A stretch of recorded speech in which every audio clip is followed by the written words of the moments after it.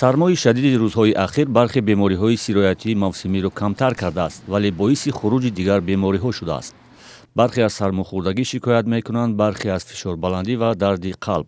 табибон мегӯянд сармои аз ҳад зиёд ба хуруҷи ин бемориҳо мусоидат мекунад, зеро дар ҳавои сард зиёд мондан боиси танг шудани рагҳои хунгард ва мушкилот дар гардиши хун мешудааст. албатта бемориҳои дил, системаи дилу раг якчанд намуд доранд ва баъзе намуди онҳо дар мисоли маслан миокардитҳо, агар худи мушакҳои дил шамолзадагӣ бошад ё ки гӯем норасогии рагҳои дил, норасогии шаронӣ дошта бошанд, албатта сардӣ метавонад ба як каме боис гардад ки аломатҳои беморӣ авҷ гирад ё ки худи ҷараёни беморӣ вазнин гардад. ва баъде ки алакой гармо шуд, маризои мо хеле зиёд шуданд бо хуруҷи бемориҳо, бо оризаҳои беморӣ. сардии зиёд боиси авҷ гирифтани бемориҳои музмин ҳам мешудааст, зеро ҳавои сард қобилияти паст кардани масунияти бадани инсонро дошта, муқобилаи организм бо ҳар гуна вирусҳоро кам мекардааст. ҳангоме ки ҳаво ниҳоят сард аст, бояд ки мо роҳи нафасро бо ниқоб ё ин ки бо шарф мегӯем, яъне бо матоъҳое ки яъне ҳавои нафаси моро аз сардӣ нигоҳ медорад, бояд мо яъне роҳи нафасро бо чунин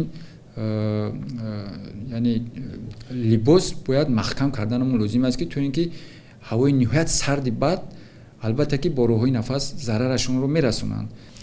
ҳавои сард яъне хусусияти паст кардани масунияти ҷузъӣ мегӯем, яъне месни иммунитет мегӯянд, яъне ҳавои сард ин хусусияти паст кардани масунияти ҷузъии роҳҳои нафасро ба вуҷуд меорад.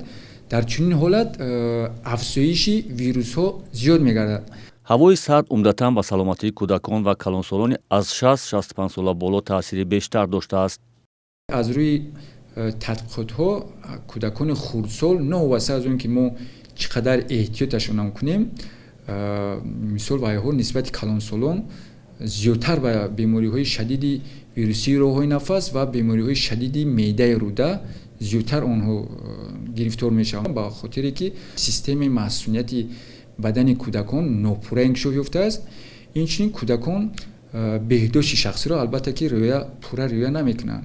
дар сардиҳои рӯзҳои ахир сокинон саломатии худро чӣ гуна ҳифз мекарданд ва оё мушкиле дар саломатиашон пеш омадааст? саҳар аз хоб мехезем, либосҳои ғафс пӯшида гирдои хонаро тоза мекунем, ва баъдтар либосҳои ғафс пӯшида даҳанро мебандем ва мебурем. камтар гириб шудем, бо беҳтар шудем, худо ба шукр. касал хай будам, фарзандо гириб шудан, бо ёрии мана духтурон хеле беҳтар шудем, худо ба шукрона. барои саломатитон дар ин хунукӣ нигоҳ доштан чӣ коро кардед шумо? ғафс пӯшидем, сироп истифода бурдем, аз сиропҳоро истифода кардем. хонаро нигоҳ доштем, кӯдаконро намондем вақти сармо бо берун баромадан. аз ҳамин сабаб иншоалло кӯдаконам нақсият. аввалаш ки пиёдагардӣ бисёр мегаштам, саҳарона корманда фақат машқи ва тоб бадан дада аҳамияти зиёдтар медиҳем. вазорати тандурустӣ мегӯяд, дар тӯли 2 ҳафтаи ахир хуруҷи назарраси маризиҳои мавсимии сироятӣ мушоҳида нашудааст, ки он ҳам сабаб дорад. дар рӯзҳое ки сардӣ буд, мо яъне ки дар якҷоягӣ ҳамоқи қарор вазорати маориф қабул кард, кӯдакон дар хона буданд, ҳамин 2 ҳафта мусоидат кард ки сатҳи беморӣ паст бошад. ба пешгӯии ҳавошиносон, сардии ҳаво дар қаламрави Тоҷикистон дар моҳи феврал ҳам идома мекунад. вазорати тандурустӣ мегӯяд, эҳтимол пас аз шурӯи дарси мактаббачаҳо мавҷи нави бемориҳои мавсимӣ дар моҳи феврал пеш ояд.